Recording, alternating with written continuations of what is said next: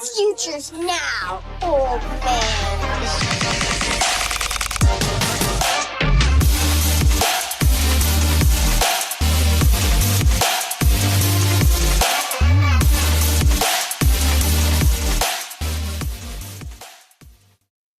What it do, Judy Chu? This is the Future First podcast where we help you win today with the Future First mindset. I'm your co-host Jmac here with my co-host Jose. What's going on, dude? Hey Jmac, I'm good, man. How you been? I'm good. I'm good. It's been a rough week for me, dynasty wise. I've had some big trades go down to fellow contenders in the league. And yeah, man, I don't know. It's just you ever have one of those weeks where these trades just go down and you just look at them like, come on, man. Right? It's always the direct competition, maybe the guy you're even playing that week. Like you just feel like, all right, now I got to go do a trade, right? Like you're like you feel like it's slipping away from you. It I had one of those this off season. Somebody went and acquired a big piece against me, and it's now I don't feel as confident, right? I'm a back-to-back champ in that league, but now I feel like maybe my throne's slipping away a little bit. Yeah, that's exactly what it was, man. I'm playing a guy this week. He has Jaden Daniels in his lineup. He's got a really, really, really good team. And I was like, okay, well, Jaden Daniels might not play this week. Maybe I can squeak a win by this guy. Um, yeah, like half hour before kickoff yesterday, he goes and trades.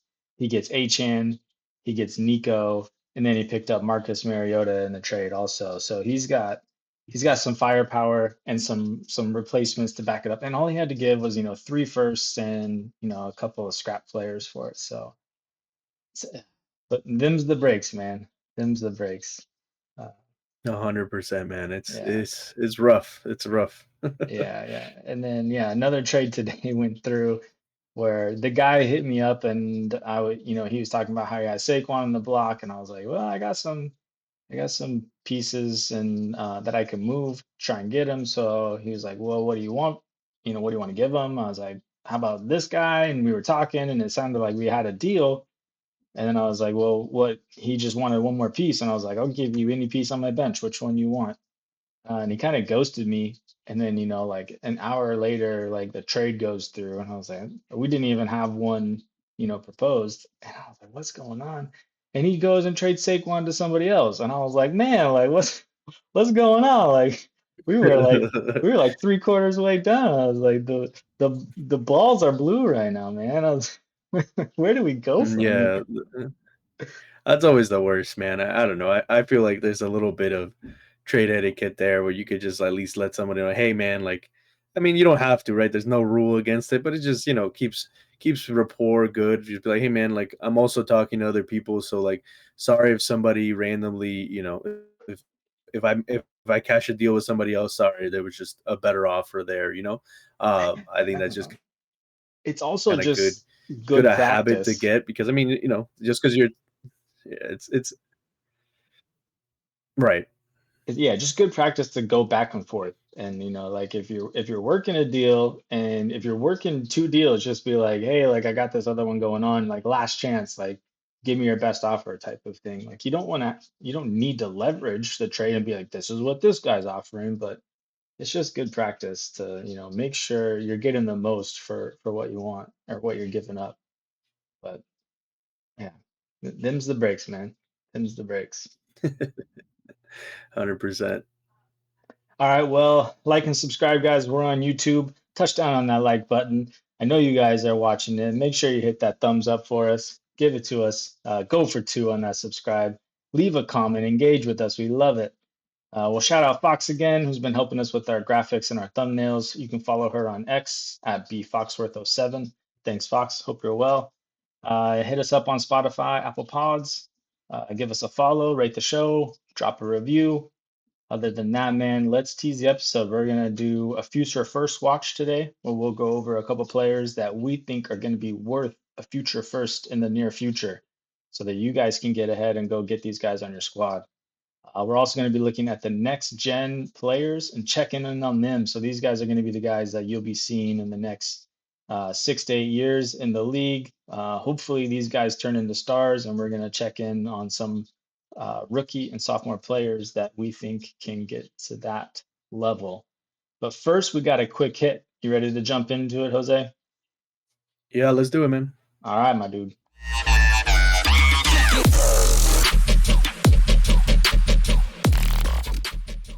All right, man. This has been a hot topic recently.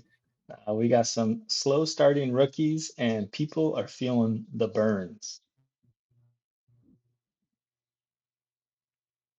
Yeah, man. I mean, it's slow starting or not even getting going. Like the train has barely even started to leave the station for a couple of these guys.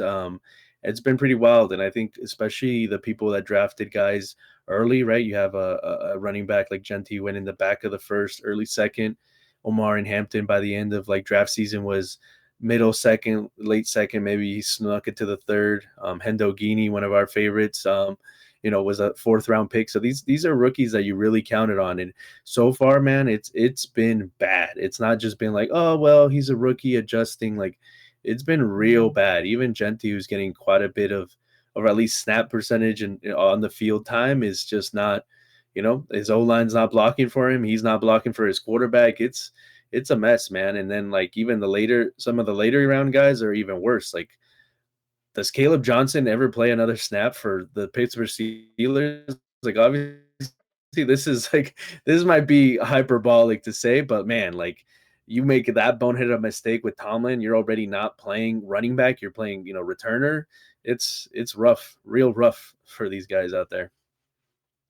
Yeah. First off, I heard something about Hendoghini.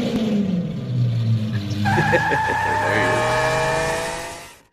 There he is. Didn't want to cut you off with the drop there, but had to get it in there. Yeah, man, it's been rough. And man, Caleb Johnson, like, we told you guys to fade him. I hope you did. It's not looking good on that front. But yeah, Omarion has been a slow go to. There's encouragement for Omarion. I think his usage is still there. It's just these guys are slow starts. I mean, we see it every year. I think the expectations for these guys is just so high coming out of the gate that we we bank on them being in our starting lineup, because of those expectations. And it can burn you if you don't build your roster the right way around them. Yeah, I mean, I still like these guys, Marion, Jeanty, like they're looking talented and like they're just waiting to make these plays. It's just going to take time. These guys got to learn their systems. They got to, get to the par on the level with all the other talent in the league. And it's only a matter of time before their coaches trust them and they kind of take off running. But yeah, man, it's not just the running backs either. I mean, you got, Colston Loveland, Tedero McMillan also has a kind of a slow start here. I mean, it's really Egbuka and Tyler Warren, and those guys are looking like big hits if you got them in, those rounds 5 to 10 right now. Yeah, I mean, I think there's just that human element that you really kind of have to like keep in your brain. It's like these are brand new guys. Like no matter what they did in college, they're coming into a new system with coaches who have their job on the line, right? Like some of these coaches are maybe playing for getting another job or keeping their job, and it's hard to just trust a guy that just came into the league that hasn't adapted to NFL hitting, the NFL speed. So I think that's part of it. And then on top of that, when they're making mistakes, like for us, it's just like, oh, it's okay, like just give them another. But like for a coach, you don't Mm. know when you're going to get fired, right? Like all of a sudden you start 0-3, 0-4, your GM, your owner is looking at you sideways and like, you don't have a chance to play, this goes more for the guys on bad teams, right? Like maybe like Jeanty, who's on the Raiders, right? Like we don't know what they're thinking, and what their coach, he's a brand new coach, but the Raiders are known to kind of just do wild things. So I think that human element really takes a part in it. But yeah, man, I'm definitely in. I think if you're in Dynasty and you got these guys, either you traded for them or you got them on a contender, you probably are okay, maybe sitting Hampton for another week or two, Mm. Hendoghini, just waiting it out. If you drafted them in redraft, man, you just got to hope that you're going to make it to a spot where, week 5, 6, whatever it is, that you're still, in the running, because you might get to a spot where, great, now Omarion Hampton is scoring 15, 20 points a game, but I'm like 5 wins out of the playoffs. Like, what am I doing then, So I definitely think that expectation, right, especially with the draft capital, is what really hurts you right now, because we all know these guys are talented. I have no doubt that by the end of the year, we're probably going to be looking favorably, but we're going to be looking at, their points per game, and is it going to be where we need it to be for where they were drafted? I think that's definitely going to be a big experiment. But right now it's trending, right? Like not going to be the case at all. Yeah, yeah. I don't think it will, and I think it's going to take longer than week 5 for a lot of these guys too. I think we're looking at like a second half breakout for some of them, if not all of them. Um, they are buys. If people are panicking and they want to sell and get out on these guys, definitely take that opportunity to get in on them. I would highly encourage that. And redraft, I mean, you can make the move, but honestly, like I think you can wait too. Like I think people will panic harder on these guys. Like it just sets in. I think there's a lot of hype for these guys coming in, and people who are just not wise to drafting rookies and what that means for their team. They'll panic, and you're going to see them get dropped even in some leagues. So keep an eye out for it and capitalize where you can. Yeah, 100%, man. I completely agree. I mean, people would just get a little bit more desperate once they're, 1-3, 0-4, and they're still staring at Omar and Hampton giving them 7 points or whatever. And then at that point, the metrics of how much he's on the field and whatever, they stop mattering. So Yeah, for sure. I completely agree. Yeah, be patient and make moves if you can to kind of fill the gap until they can produce. Um, cool. Yeah, I think that kind of takes it for the quick hit. Should we jump into the future first watch here? Yes, sir. Future first watch. Let's go. Get those binoculars out.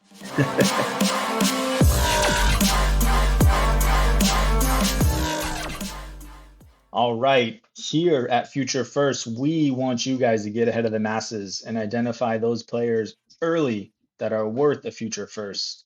So what we're doing here today is we were using Dynasty Daddy, and we went through the player values and we're looking at players that were valued at or below a 2026 future first. And for the sake of the argument here, it was a mid 26 first that we think will be worthy of spending that on one day. But hopefully, you don't have to pay that now. So the idea is that you're buying low now so that you can capitalize, sell high later, or just plug them in and get the production for cheap investment. Uh, so yeah, I got one guy that I wanted to bring up who I don't have enough of that I want on my teams after seeing what he did last week, and that's Tucker Kraft. And particularly in tight end premium leagues, I think he's a safe bet for a top 5 tight end next year. And if you can go get him now for a first, I think that'd be a move I would make, especially if you're contending. Um, he's the number one pass catcher on his team. He ran the most routes for his team in 2024, and in 2 weeks in 2025, he's doing it again. He's got more routes than any other receiver on that team. Jordan Love trusts him. Jordan Love looks for him. He's getting it, and he's technically already valued at like a mid first, but I think his value can climb higher. So technically, I'm kind of cheating a little bit, saying that he's a future first watch. So I got another shout out for us here. But before we get into that shout out, what do you think about Tucker Kraft, Jose? Yeah, no, I agree. I think calling coming into the season, he definitely was the favorite, I think, to be the most productive guy there. Colston Loveland, I don't think most people are projecting to be, that number elite one guy alpha. But even then, I think Jordan Love in that offense can be good enough to sustain a good tight end and a good wide receiver while Josh Jacobs continues to do his thing. I mean, the whole thing is love for real. And I think The only thing that could hold that team back is a little bit Mahomes Chiefs style, where if the defense is just so good that Love doesn't really need to sling the ball around. But I think with Tucker Kraft, you're always going to be safe bet that he's going to get those checkdowns, that he's going to get enough. I definitely think, especially in tight end premium leagues where you might have a half a point or a full extra point, you're going to be kind of be insulated from those games that maybe the defense just balls out and they don't need to score very many points, because I think he's just going to continue to see the targets from Love. Like you said, they have that special connection. They're two young guys kind of growing into the NFL, into their careers together, which I think always kind of is one of the things that at least I look into with a tight end with a young quarterback. Like, how do they mesh together? And they seem to really do well together. It kind of reminds me a little bit of Dak and Fergie type of thing, where like in the moment where he needs a clutch, he's rolling out, somehow Tucker Kraft or Ferguson is always open for Dak, and Tucker Kraft kind of seems that guy, but a little bit just more athletic with the yak. So Mhm. it's a little bit cheating, but I definitely think he's a guy that going into next season, if he has a good season, he's going to get steamed up there, where he's going to become like one of those guys that first is not even come close. So I think in terms of the value that you can mine there, I think if anybody's willing to take a first or a couple seconds, maybe it's definitely a guy that you should be looking at, for your contending window. Yeah.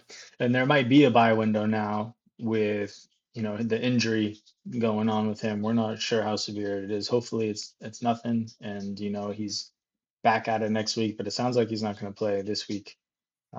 So yeah. But the guy, since we did cheat and call out Tucker Kraft, the guy I'm also really excited for, also a tight end, rookie tight end, Harold Fannin. He is skyrocketing in value. It's kind of wild. Like he's just below that mid first value line. I think you can get him for less than that. Uh, I actually went and tried to buy him in. I'm in a Debbie league where we start two tight ends and there's a tight end premium.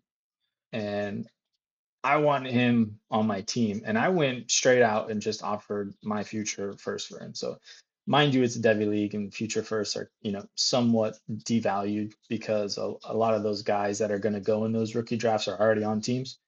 Um, Right. and the guy thought about it for about a day and he was like, it's a good offer, it's a fair offer, but I have to decline. I'm already out here offering first for Fannin and getting declined. But let's talk about what he's done so far in the league. He's fourth in terms of routes run on his team. He's run 64. I mean, it's not great, right? He's playing a 68% snap share, which is kind of normal for a starting tight end. But his efficiency is kind of wild. And when he's on the field, he's getting the ball. And it's really the scheme that's promoting that. He's running a route on 91% of the passing snaps. So, that's 30, 70 times of all the times that he's been on the field, or I guess 64 times out of the 70 total passing plays he's on the field. Um, Half of which he's lined up in the slot. So he's not in line and blocking, he's lined up in the slot. He even got a backfield uh, snap where he carried the ball. Like the usage is just crazy.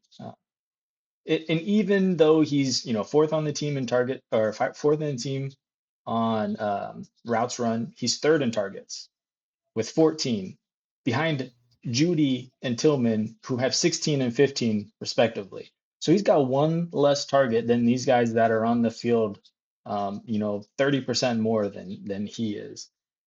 Like it's kind of wild, and his target per route run is the highest on the team at 0.218. His yards per route run aren't crazy impressive, 1.76, but it's the highest on the team yet again. Um, and that's actually kind of slightly impressive when you consider how slow he is. When he gets the ball and he's run, it's like he's got a trailer just hitched onto him. Like he finds the open field and he catches the ball and then like just trucks people. That's kind of his game. Uh, yeah, and we're seeing all this from a rookie in his first two games in the NFL. Uh, but the backstory is that he had the most productive tight end season in FBS history at bowling game. Um, Definitely a late breakout. Like that's his only high productive year. But there's reasons for that. I found out he actually transitioned to tight end his freshman year in college. Like he was like a defensive lineman coming into college, and then he switched positions and he just balled out. And 2 years later, so I don't know, man. Do you have Fannin anywhere? Are you going to get him? No, I mean he's not a guy that I have rostered probably anywhere. I don't think, and I don't know. He's the Browns are always just scary, right? Based on how much the Flacco train, like how long does that gravy train keep rolling? I think the stats definitely are like impressive, and at some point, Judy and Tillman, I don't think one of them will be there long term. So I mean, and I think we did a little bit of digging, and I think Njoku, right, his contract's due to be up next year or so. So if it becomes his whole show, and they have some sort of competent quarterback, which I mean, it doesn't look like they have one on the roster apart from Flacco throwing the ball 50 times. But I definitely think it's one of those things that for a late second, maybe, some other bench player on the back of your team that you're not super high on, like I definitely don't think it's a bad shout to take, because if you can strike gold on one of these tight ends, right? And Tucker Kraft's already, shown out, but if you can get Fannin and he starts showing out kind of like Njoku did, or one of these guys that are like mid tight end rankings, you're striking gold, because those are just guys that you plug in, and you don't have the huge positional advantage, but you have like a set piece that you're comfortable with starting every week. So I'm not like going crazy over him, like, but I think the stats that you shared are definitely worth kind of following that smoking gun to see exactly where does it lead you, because it's definitely promising. Yeah, it looks good. And like you said, like you really kind of got to get ahead of the tide here. I think a lot of people who have him are, they drafted him to on their team and they kind of already know a lot of these things. I don't think a lot of people kind of fell backwards into him. But if they did, you might be able to go off for a second and be like, I spent a third on this guy and someone's already giving me a second. That's a in profit. I'm just going to take that every time. But I think it's worth it. Like I, I'd go do that. I'd spend a second on him right now. But yeah, I don't know, feels good to see someone like this kind of ball out. And like you said, like Flacco, I think we all were really happy or excited for Njoku for what we've seen them do together in the past. But it seems like Fannin is kind of replacing Njoku in that role, and Flacco is just kind of he's the kingmaker of tight ends. What Matt Stafford is to wide receivers, Flacco is the tight ends, right? Yep, 100%. And he's making his fanny worth gold. Fannin, I don't know, maybe that was a stretch. It's good. I'll give it to you. You All got a right. you got a little check mark from me. But yeah, man. I mean, here, one guy that I wanted to bring up, right? Moving on here away from the tight ends a little bit. A guy that's been pretty controversial, I think, for this season at least, where people were maybe saying someone's going to take his job. He's not good, right? And that's Travis Etienne of the Jaguars, right? Running back. I think his value continues to be suppressed, even though they traded away Tanks Bigsby from last year's performance. I think people forgot, or maybe they just didn't care that he was hurt last year, right? I think he was injured a decent amount, and maybe he played through some stuff. But I think his value is on the rise, and I think if you're looking for a running back as a contender, whether in redraft or in Dynasty, I think he's a good bet to make, because I think he could be kind of maybe on a Tony Pollard type of trajectory, where he has a pretty good season and then he goes into free agency and his team maybe just isn't looking to pay him what he wants. But I think if he has a decent enough season, he'll find a good home, and you'll be pretty happy with him going forward. I mean, you might not even need to pay that first just yet, right? So through 2 weeks in 2025, of all running backs with 26 attempts, PFF has ETN rated 10th at 69.3 in rush grade and sixth Nice. 68.8 in receiving grade. So, like we're talking about, it's a contract year, right? If he plays really well, his market will shoot up, right? And uh, who knows where he could be, right? If he signs a nice big contract with the Jaguars, who are prone to kind of handing out bad deals, to be honest, right? We saw them give a lot of money to Christian Wow. Kirk, Gabe Davis, like all in 1 year. So, or he goes somewhere else. I think he would have good, good suitors. Yeah. So, like, how are you feeling about Etienne?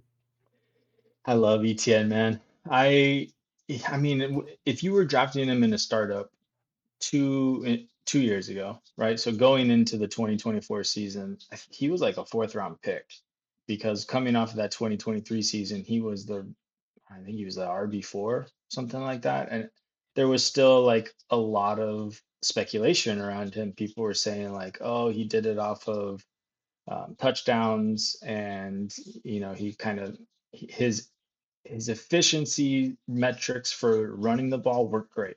So people were kind of vague about him then, but he had a down season in 2024, like we said, kind of had bad working through injuries and then splitting the time with Tank Bigsby and also just offensive woes in general. Trevor Lawrence was hurt and they weren't really doing their thing. So I think his value is just continuing to be suppressed because of that recency bias. Um, and I think you can capitalize. I think even now, like I don't know that it'll take. I think you can probably go get him for a second plus. Like I don't. I think some people are not asking a first for him. Um, and I think that he can get into territory where it's a first plus, like it has been in the past. Like I do think he's really talented. He's a first round draft NFL first round draft pick talent, and he gets it done. He's got really good pass catching chops, which is what we're looking for. Honestly hope scenario two happens where he does get moved and he goes to another team. I don't know, maybe like the Texans. That they could be a good fit. Someone who's just got those aged veterans that are, aging out that they need to replace. Yeah, I Yeah, like I it. think. Go ahead. Sorry. No, they're good.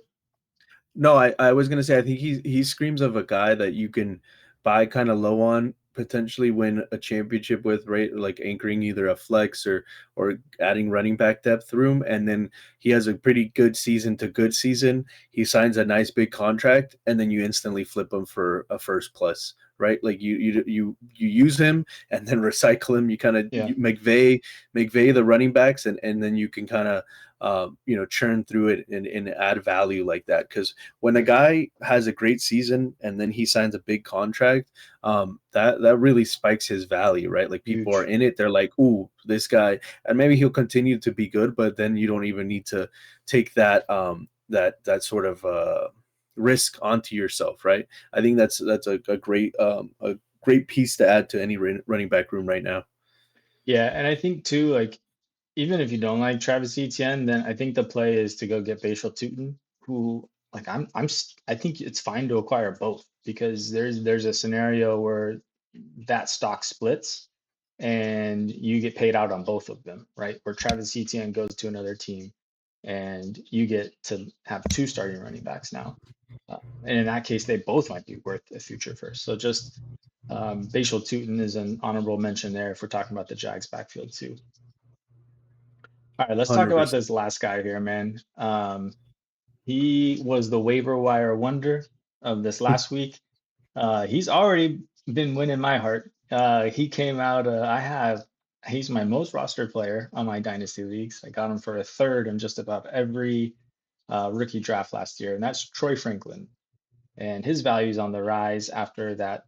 I don't know, like a 22-point performance, and he had like eight catches on like 90 something yards, and did he have two touchdowns? Yeah, I think so. Yeah, I don't know. I think that's been his ceiling performance, obviously, and I'd bet money, a lot of money, that he kind of falls back down to earth here. We're dealing with Sean Payton, guys. I mean, he loves to kind of flip the usage on us, and pull the rug out from underneath us. Cortland Sutton's still there. He turns 30 next month. That's why, and he signed a 4-year extension this year, and he turns 30 this month. I don't know. Anyways, the Broncos have an out though after the 2026 season with zero dead cap. So maybe Franklin is a play for 2 years out from now, but I think it could happen sooner. I mean, like we said, Cortland Sutton's 30, so I mean he could decline. Maybe we're seeing that right now, and Trey Franklin is relevant much faster.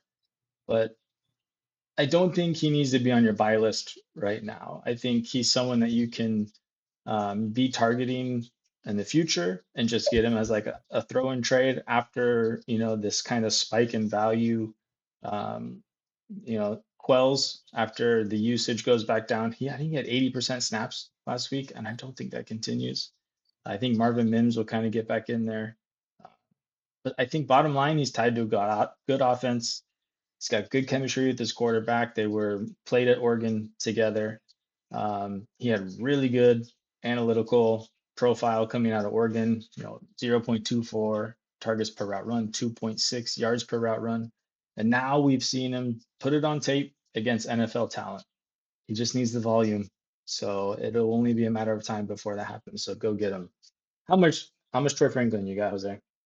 No, I don't think I have very much. I mean, my biggest thing, especially playing Dynasty, man, the type of rounds that some of these guys go in, I don't think I ever have any of the picks, and if I do, I'm probably in the draft trying to trade them up, like third and fourth round picks. I just tend to not value them that much. Maybe Troy Franklin was more of a end of the second, but yeah, I tend to not have a lot of picks. But I completely agree, and I think one thing to note especially is he's the type of guy that, like, when you're a little bit far away on a trade and you just want to feel better, that get an extra little piece, somebody might not be super like attached to. He's a great throw in a trade. I think in any dynasty trade, if you're ever sitting around, and you're like, and the guy has a Troy Franklin. That's the type of guy that, like, you look at trades back like 2 years back and you're like, whoa, wait, I got Franklin for what? Like, he was just thrown in on this, and now all of a sudden he's a starter, reliable player for your team. He's exactly that type of guy.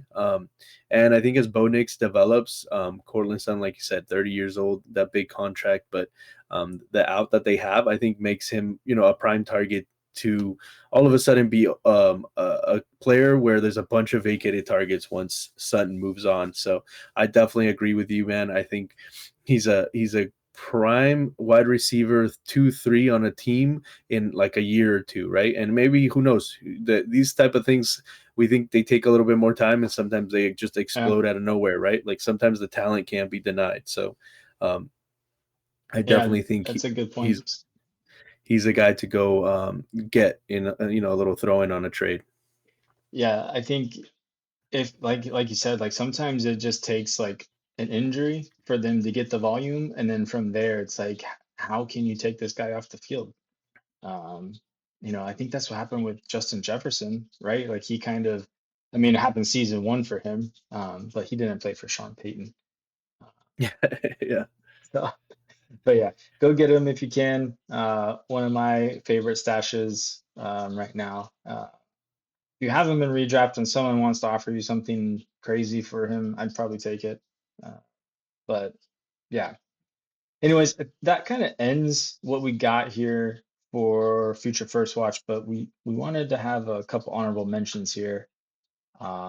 There's quite a few running backs that are, in a timeshare or seen as the backup running back that have a good path forward to kind of steal a job, not only this year, but maybe in future years too, and get a contract.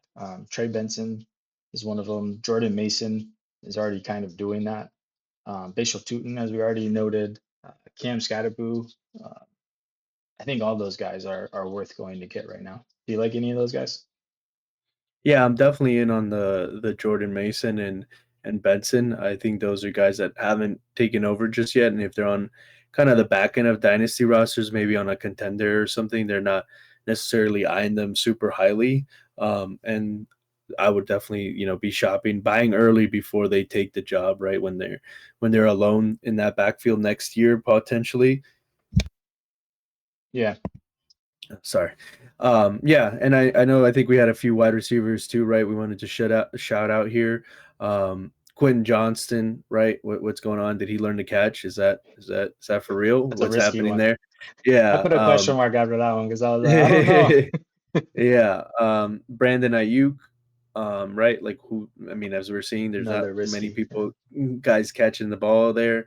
Jaden Higgins, with the Texans, right? Like, we're seeing how that offense is struggling. They clearly need more elite, guys to go make plays. And then just based off of how bad this player has looked, although he's done this to us before, Mark Andrews, right? The moment that he's not relevant or even on the team, I think Isaiah Lakely takes a big step up. I wouldn't be too surprised if Isaiah Likely can get healthy this year, that he kind of just does what everybody expected last year after that big week 1 performance and just takes Mark Andrews' job, because Mm. Mark Andrews just doesn't seem like he's really got it anymore. I don't know. I came into the year kind of hopeful, especially with the Likely injury, but these first couple weeks have been really, really rough for Andrews. Yeah, man, that's a sad story too, because I think it's in his head. Like he dropped another touchdown last week. Yeah. Yeah, he's hit waivers in a lot of my redraft leagues, and I thought about it, thought about putting that claim in, but I was like, I don't know. Uh, but yeah, I like it. Yeah, Brandon Ayuk, I think that one's risky. I think that one's an easy one though. You can go get Brandon Ayuk for a second pretty easily right now, and he's gonna play again this year. And I think he's gonna be relevant at the end of this year, but maybe it's a slow burn type of thing. Cool. All right, guys. Well, hopefully you guys can go out and buy low on some of these players. Let us know. Drop something in the comments if you guys have a favorite buy low, who you guys are out there after, who you think could be worth a future first. You're on watch for those future firsts. All right, man. Well, that ends that segment. Let's jump in and check in on some of these next gen players. What do you think? Let's do it.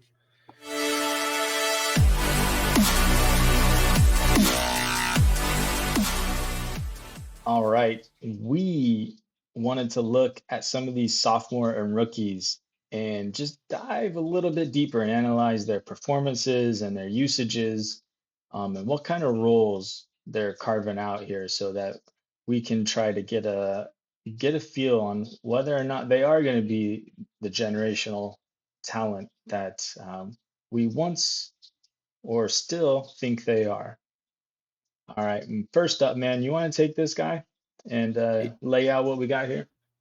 Yeah, for sure. So we're gonna look at Roma Dunze, right? His second year with the Bears there in 2014, right? He played all 17 games, had 54 receptions, 96 targets, 734 yards, 3 tutties, 0.15 TPRR, right? So he was, I think, plagued a lot by Keenan Allen, right? As we're seeing now, Keenan Allen, whether he's 30 years old or maybe 50 years old, it doesn't really seem to matter. He seems to just be a dude that quarterbacks like to throw the ball to. We're seeing how he's impacting Lad this year.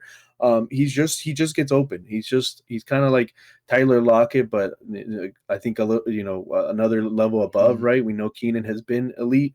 So I think last year he was, in terms of a Dunze, he was just hampered by that, right? I mean, we see what Caleb Williams is out there doing.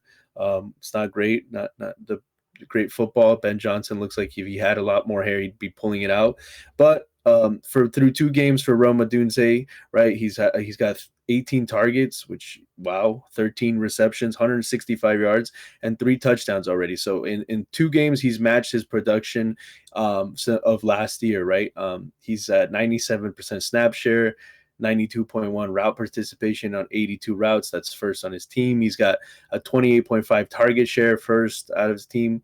35 out of 65 split for solo from the slot to the out wide. So he's being used all over, right? This is what I think a lot of people that were really high on Odunze, like yourself, Ben Johnson, produces elite slot slash these type of the Hmm. profile that Odunze is, right? He just knows how to use these players. Odunze had the talent, right, when coming out of college. So I think he's on the rocket. Like if you want on the Odunze train, it's time to hop on because he's about to, I think, go to another level. How do you see an Odunze this year, Ben? I have a lot of Odunze. I was there was a lot of panic on Odunze in this off season, and I didn't understand it.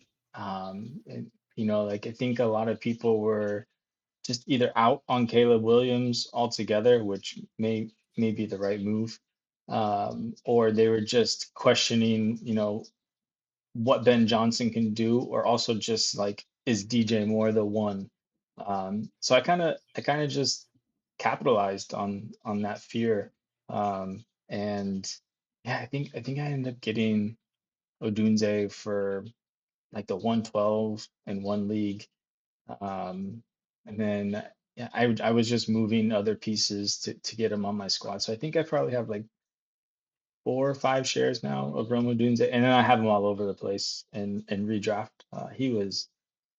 I mean, if he turns out to be, a wide receiver one this year, like that's a really cheap wide receiver one, and he's going in like seventh, eighth rounds, I think, in a lot of places. So, but there's still a lot to be told. Caleb Williams is not he's not where we want him to be, but luckily he doesn't need to be to support Rome to be a wide receiver one. Like we see wide receiver ones come from, bad quarterbacks all the time.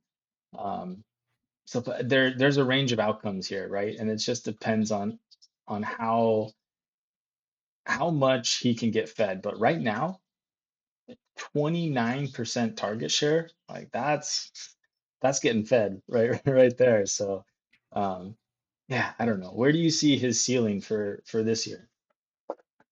Yeah, I think what you said is spot on. I think a wide receiver one, right? Like the back end, maybe the 10 to 15 range would be, if this continues, right? If Caleb can just figure it out a little Mm, bit, it would, even if he's getting fed like a lot more of these passes deep down, we've saw what was it? This was his last game. Caleb had him open and just missed him, just overthrew him like bad passes. So I think there's more on that bone if Caleb can just play a little bit better. I like how you put it. That's probably the nicest thing someone has said about Caleb Williams in the last couple years that he's been in the NFL. But yeah, man, I think that's it. And I think, like you said, in redraft he was such a like middle of the round guy that he's the type of guy that you look back on and you're like, man, I love that I drafted Caleb Roma Dunze over some of the other wide receivers that were in that range. So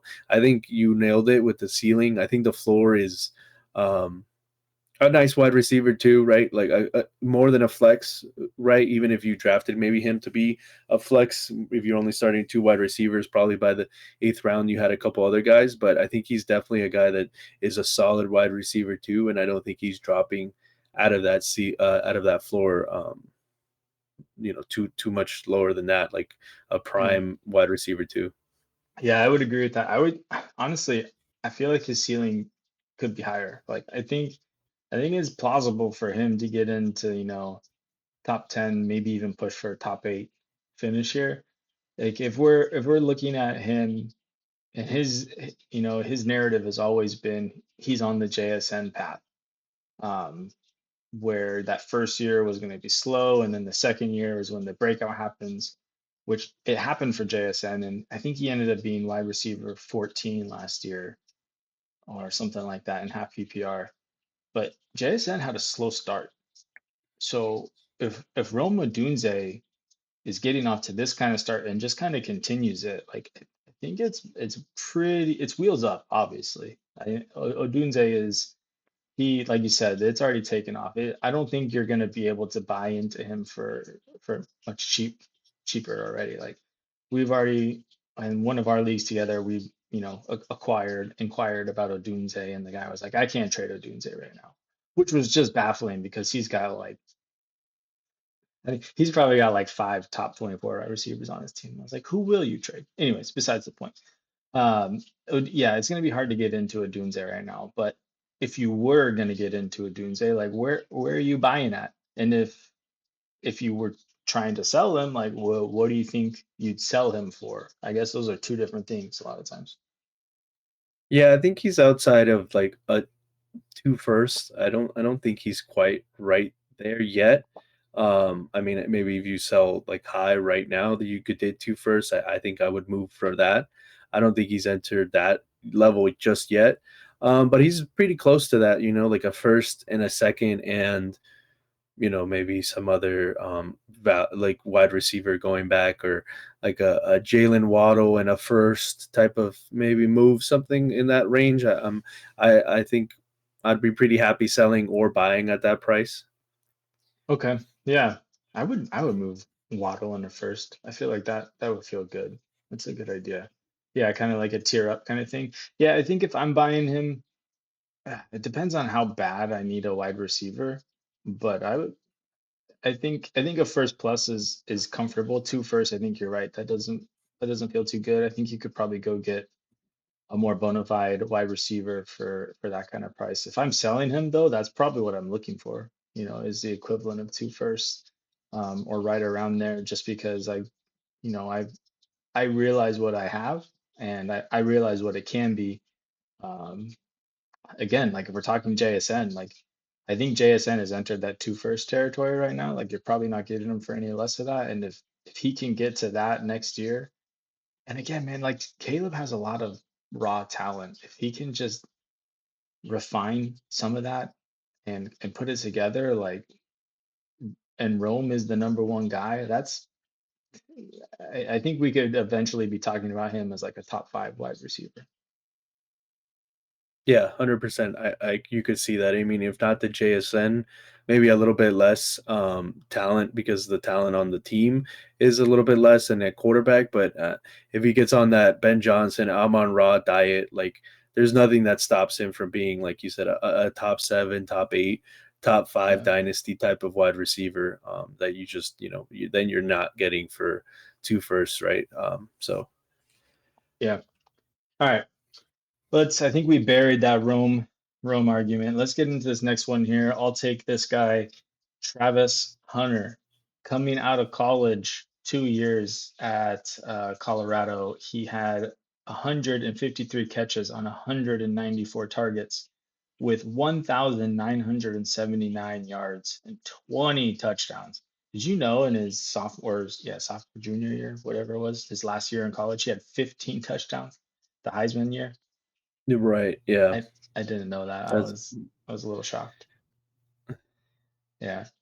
Um, yeah, that year, or I guess his college career had him at a 0.23 targets per route run, 2.3 yards per route run.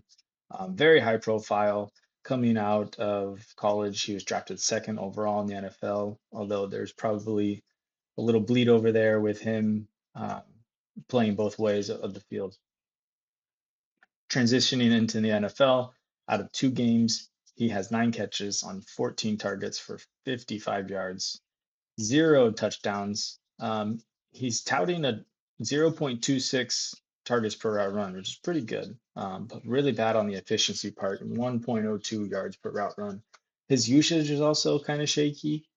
He's got a 61.7% snap share, but a 98.2 route participation. So 54 routes, which is fourth on the team. So like not great, but a 20.3 target share. So second on the team target share. So when he's on the field, he's getting targeted. He's playing in the slot a lot more than he's playing out wide, 65% in the slot, 35% out wide. Yeah, the route participation is really concerning for me. Um, he's only out there on 61% of the offensive snaps. So I guess that's the snap share, sorry, not route participation. But at least when he's out there, he's getting the ball. We just haven't really seen him make those big plays, which I think what a lot of people thought that he would do. Maybe it's still early. Maybe he's still settling in. Maybe he has a T-law problem. I don't know, man. Where are you at with what you've seen so far from him? Yeah, I mean, this is kind of what my biggest concern was, having like a 102, 103 pick in like a rookie draft this year. It's like, do you take the swing on Travis Hunter? But it's like, it wasn't a swing just on Travis Hunter, right? You're swinging on T Law being a quarterback we haven't seen in the NFL, but also what first round pick in your rookie draft or in the NFL are you worried that they might just decide, you know what, maybe you're just going to be a cornerback, or maybe we're going to flip the script and you're going to play more cornerback than wide receiver? It doesn't seem like it, right?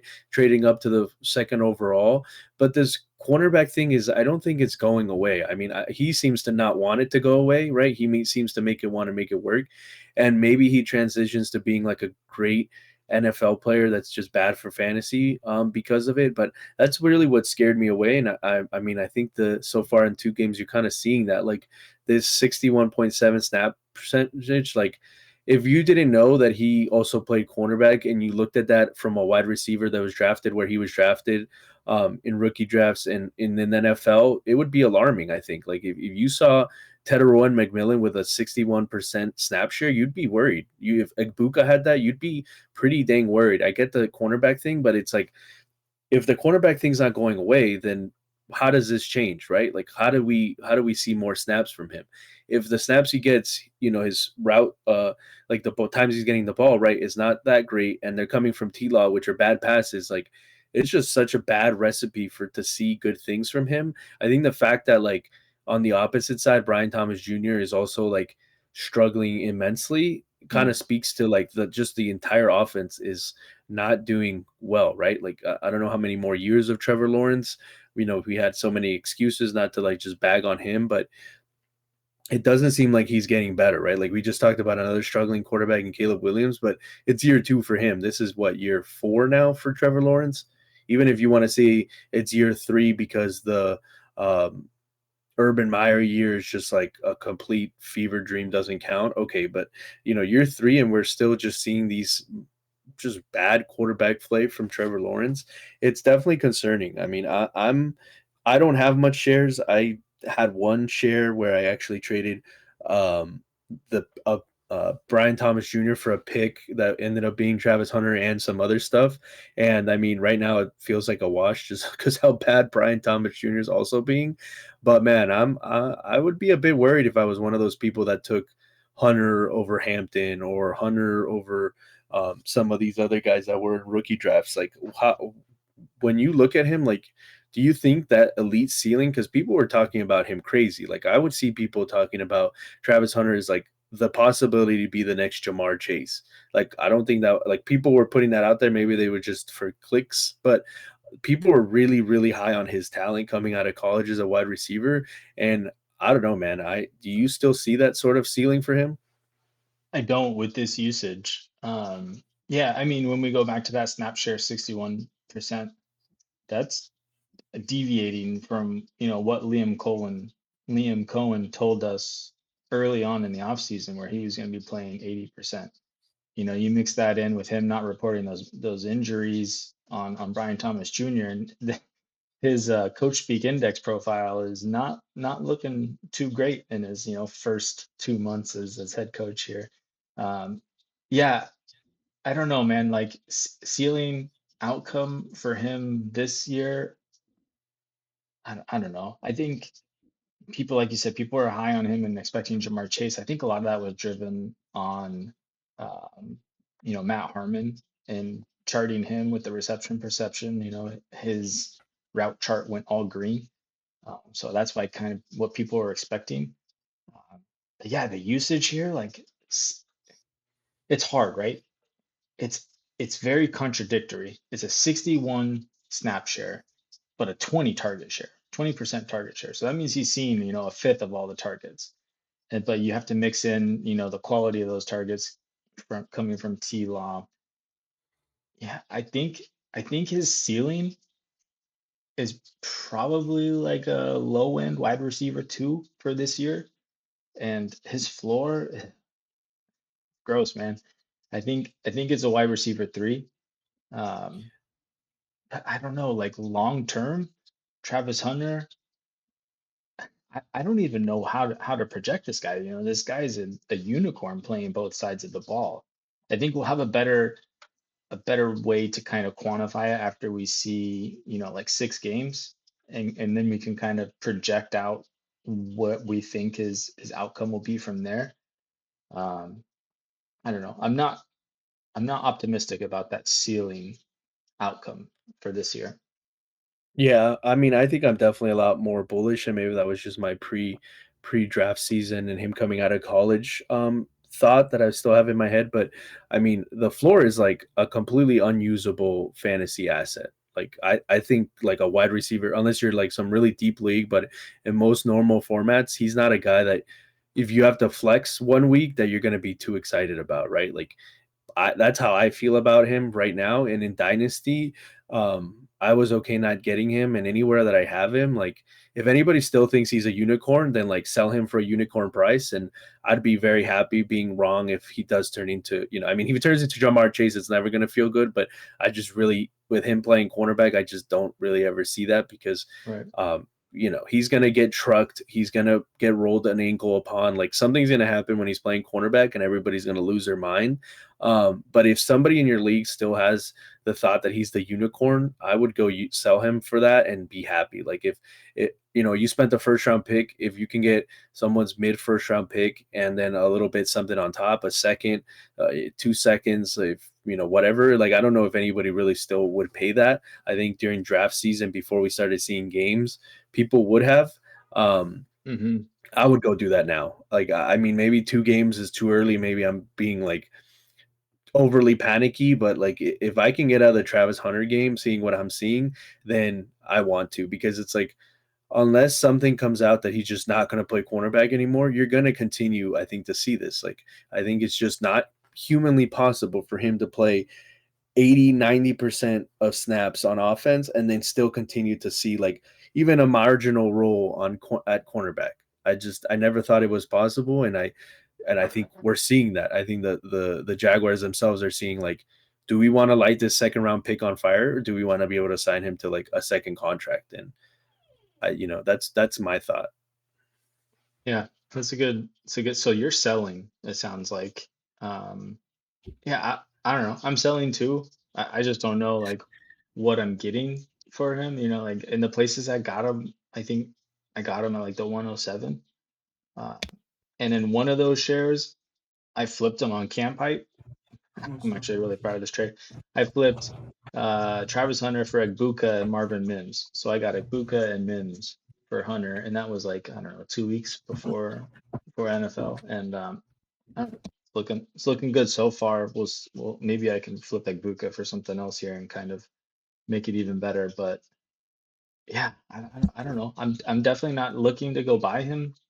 Um, if I had him, I'd probably just be looking for a future first and just get my money back, maybe. I don't know. Is that crazy? Yeah. No, I think that's what I'd be doing. Like I said, if someone still believes and you want to and you can squeeze a little bit more, then you get a little bit on top of your first, then I'm okay doing that. I mean, I think the road for him to be valued at a 2-3 first, like we were talking about maybe Rome or some of these other guys is pretty far. But yeah, man, I mean, I think you were talking about Egbuka, right? I think the next guy we have one of his teammates, if you're ready Teammates. to move on. Let's do it. All right. So Bucky Irving. This is a guy that I think a lot of people were happy about, happy to get where they got him. I think they saw the breakout coming. People called it last year due to Rashad White's inefficiency. And so in his first year, 2024, he played 17 games, 207 attempts, 1,122 yards. That's a 5.4 yards per carry. Pretty good. 8 touchdowns. He had 14 plays over 15 yards. So he had some of Sheesh. those explosive plays that we love to see. And he had 50 targets, which is also great, right? I mean, supposedly Rashad White is the guy that catches passes, but he saw plenty of those targets. He got 47 passes and 392 yards. He didn't score any touchdowns. And then now through 2 games, the efficiency on the ground has gone down a bit. He's had 31 attempts for 180 yards at 3.5 yards a carry.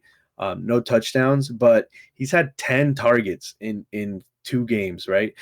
And he's caught all of them. So he's had 10 receptions for 58 yards and a touchdown, right? You're looking at over 90 target game pace. Obviously, we don't like that's not something to expect to continue, but he's the I think third tied with Sterling Shepard. Is that who's out there, right? Their third wide receiver. Yeah, He's tied with him for targets behind Egbuka and wild. Mike Evans. So I don't know if people were necessarily maybe projecting that for his pass workload, but if he is, I mean, this is like, I don't know, CMC Gibbs type of level, right? Like you're talking about that targets, that amount of just looks his way from Baker. I think he's another guy that like Rome, like he might be getting ready to enter that elite level, Mhm. right? If the Bucks can continue to be good. I know they lost an offensive lineman, I think one of their starters, I Mhm. think if I'm not mistaken. So that could have something to do with the run game efficiency not being where it's at. But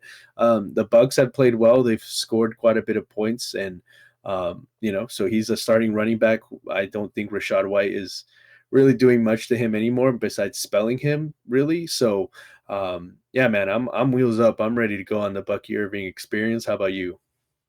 I faded him into oblivion, and is it weird that I just want to keep doing it? Like, I don't know if it's take lock or what. Like, I guess he's just not a profile that I really want to go after. But these number of targets he's getting these first two games has my attention. I think if he can keep that up, that's something that I would buy into for sure. Um, yeah, I like it um, so far. Um, I don't know. I'd be selling on the hype, I guess, but I don't even know what he's worth. It feels like he's probably first plus easily, maybe getting close to the two first territory. If you're buying, are you buying him for that, or where's your limit? Yeah, I think that's a bit pricey, but I mean at the end of the day, like there isn't that many running backs who you feel very comfortable. I mean, if you believe in Bucky, right? I think I'd slot him right into like that Josh Jacobs tier. Like I think he's around that level of player, a lot younger. So if somebody told me they wanted two first for Bucky, I think it depends like exactly how much of a contender. Where's my running back room at? I probably am not shipping two first, but if I send the first and something that makes somebody feel equal value to two first, I could get there. Hmm. I think it's just um, running backs are hard to come by, man, and he seems to get a lot of the work, and he's not sharing a backfield. He's not, one of those things that's like I just feel confident in where he's at. I do think the ceiling is a little bit capped. Like I don't think he has like a top 5 finish maybe in him, but a very solid running back one, right? A guy that's anchoring your room if you're pairing him with another, kind of more volatile asset, maybe like a CMC or something. But I would be okay. I think I would come and talk myself into the two first, I think. Yeah, his ceiling feels like he'd be at what his ADP is for me, right? So like RB8, somewhere right in there, I feel like. Yeah, and I mean honestly, the floor feels pretty high too. Like, yeah, I feel like you're getting at worst like a low or a high end RB2 if this usage keeps up. Um, so yeah, yeah, it's just the buy price for me. I don't know. He's 23, so I guess as if like when you're looking at him as a dynasty asset, he's probably pretty safe. And like he's tied to a young offense, so I guess they're not super young, but they're replenishing in good ways. Like getting guys like Ibuka, Jalen McMillan on the team. They got Baker signed to a contract now, so it's like I don't know. I think you can buy into him and feel good about it. I'm just not there yet. I need more time. This next guy though, I don't need more time on. That's Drake May, man. I got quite a bit of Drake May, and let's dive into what he's done here. Second season now. So last year he played in 13 games, had 225 completions, 388 attempts for a 66.6 mark of the beast completion percentage. He had 2,276 yards on 15 touchdowns, threw for 10 interceptions, had a 7.4 average depth of target. He rushed the ball 54 times last year for 421 yards and 2 touchdowns, 9 fumbles. Ouch. This year in 2025, he's got 69 nice attempts on 49 completions for a 71% completion percentage. He's got 3 touchdowns, 1 interception so far, 14 rushing attempts for 42 yards and a touchdown and a fumble again on those 14 rushing attempts.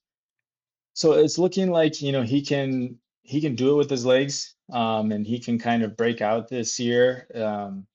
But it's kind of dependent on what his wide receivers can do for him. It seems like they have a wide receiver by committee going on there right now. No one has really kind of emerged as the wide receiver one. I know we talked about Booty last week, and my faith in him, but he had 1 catch last week, so and maybe not. If Stephon Diggs is not healthy, maybe that's the answer as he gets healthier this year. As he becomes a baby daddy. That's right, man. Him and Cardi B. Oh no, man, what's going on? Yeah, man, I like with that is just the rushing upside, right? Like you see it, and it just makes you feel more confident starting him even if the passing numbers are not there just because of what rushing for a quarterback does. So I think to me he's squarely in front of anybody maybe besides Bo Nix who might just have a better offense, better weapons, but I think he's not too far from there. I think all off season, honestly, I was trying to get into into Drake May and tearing down from one of these top end guys, but a lot of the teams that had Drake May are still kind of rebuilding, so they didn't really want to move the assets. But he was a guy that I was willing to bet on, like being okay moving on from Josh Allen to downgrade to Drake May and then pick up enough depth to make up for it. Those trades didn't come through, but I think he's the type of guy that if you um, can do that like in season or one of these other elite options that are getting older and just kind of replenish and retool your quarterback room, you lose a little bit on the top end, but I don't think too much, right? Like if Drake May finishes as a quarterback one this year and mostly on his rushing, I mean, he's got to stop fumbling the ball because in leagues where you lose points for a fumble and a lost fumble, that's like a big deal. I Hmm. was pretty wild when I was looking at those stats, 9 fumbles, and this year he's already got one. So you got to start hanging on to the ball, or else your coach may tell you to stop running. But besides that, I think he's a great like tiered down asset, right? Like if you have a Lamar Jackson or a Joe Burrow who's hurt now, like he's a great guy. I think I would feel comfortable in a super flex league, especially like tearing down into and riding with him into my future. So uh, yeah, how do you feel about him? Like what are your sensations with him? Yeah, I feel similar. Like I'm really optimistic about it. I think so far through 2 games, I don't think the 42 yards is the pace that will rushing yards is the pace that we'll see from him. I mean, if you extrapolated that, he's not even going to match what he did last year. He's only going to have, less than 400 yards on the ground. But when you look at it, he's played Miami and the Raiders. Um, and Miami kind of kept Josh Allen in checked for his rushing yardage, and um, the Raiders have a really good front line also. So I think that'll change. I'm hoping that'll change. Otherwise, the ceiling for floor come or for Drake May gets a lot lower to that floor for his range of outcomes because we're really banking on that rushing upside to get there.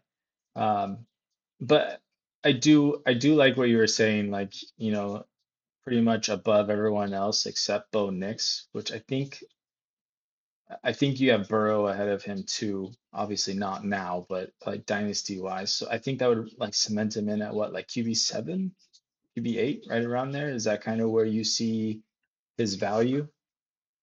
Yeah, I think I'd be comfortable there, like just running through the names in my head. Yeah, I would fit him in right behind Herbert, right? Like you have the top end guys that are there: Allen, Lamar, Jaden Daniels, Burrow if he ever gets a good O line. Um, Bo Nix, Herbert, like those sort of guys. Yeah, like right around like you said. I think QB 8, 9. I don't think that would be crazy far fetched for him to be there in startups next year in Superflex startups at least. Yeah, I think that I mean that's pretty much where he was going this year in the startups that I was seeing. Um, I think I think it's probably more likely that he kind of falls down from that. Unless he like puts up a season where like he has 700 rushing yards, something like that. Uh, So I don't know. Like I don't know. Maybe I think he's firmly a hold. Either way, like if you have him, you're holding him. You're probably not selling him because you realize what you have and what he could be, and it may just not happen this year because the offense just isn't quite where it needs to be yet. But there's a lot of hope for him. Um, but I mean, if that's true, then that makes him a buy towards the end of this year, which is where I would be with him if comes to that. Um, so yeah, I don't know. If you're buying him right now, you're probably gonna have to spend two first. Like is that in the Superflex league? Is that I feel like that's probably where it is. Or are you not willing to put that onto him now? What were you Yeah, I think offering coming into the season? You said you were trying to buy him in a lot of places. yeah, I mean it was mostly on like tearing down from like the elite like Josh Allen. I have a lot of Josh Allen, so it was more like I'm down to be with Josh Allen until he decides that he's retiring for football. Like I mean, I don't think he's gonna stop being an asset until either he gets hurt or something. His career is coming to an end, so I don't mind it. It was just a situation where you expose yourself in super flex leagues to have that quarterback all over, it kind of just it would kill like 5 of my leagues if Josh Allen has a bad injury, right? Like knock on wood. But like that was more of where I was at, where I was just like, I love Josh Allen, and I don't mind him having him, but like trying to play the game of like luck. I was just trying to tear down. So it was just like Drake May, and can I get like a good wide receiver or like another pick or a good running back attached to him, like that's how I was viewing it, or like a wide receiver two and a running back two type of thing, right? Like just trading down into multiple assets. But I think the two first, I guess that's like the name And it of sounds like this about like where episode. you're. Yeah. It's like it's two first. But yeah, it sounds I would be comfortable paying two first for Drake May. I mean, I have the belief that he has that sort of rushing in it. And as soon as they can figure out, get him an elite weapon, kind of I mean, I hate the comparisons to Josh Allen in that sense because Josh Allen had a completely different situation. But we did see Josh Allen's passing game completely explode when they got him an elite wide receiver, right? Like, so I think if What Drake was May his next name again? Stephon Diggs, yes. Oh, that's right. Well, from 5 years ago though, or whatever, like and not what like two ACL tears is it now? Yeah. Back to yeah. So but if they can get him a guy, right? Like if one of these guys can develop, maybe the Patriots just need to trade for somebody because they don't seem like possible for them to draft a good wide receiver. I don't know who their wide receiver scout is, but seems like they just draft guys and they're not very good. But if they get him somebody, I think you see that explosion. But I'm okay. Like this year, I think will be good. I think that first game versus who was they that they played was Miami? the Miami. Was it no? Oh, no, the Raiders. The Raiders. The Raiders, yeah, it was just like a bit of a weird game for him. He was off on a lot of throws. So I think coming into the season, coming out of the season, we'll see. I think you'll see those rushing Settle numbers. in. Yeah. Yeah, Man, he's got the elite weapon, though. You know? They just need to get him on the field and he needs to stop committing holding penalties. yeah, man. I mean, Ramondre's. I don't even know, but like you can say Ramondre's looking good. So I don't know. I don't want to. Hendoghini, man. We gotta I gotta refuse. change the we gotta change the oil, put some new tires. I don't know, new coat of paint on the Hendoghini. Get him out there. But We got to move out of this neighborhood and tell this HOA to kick rocks, man. exactly. Yeah, they're holding him back, man. They put like a what is those things? A boot. I think it seems like he's got a boot on his He's on got a the boot. car right Yeah. now, man. Like they're not letting him move very fast or at all. So All right, man. That's gonna get us out of here from the next gen check-in. Let's get into the outro here, though.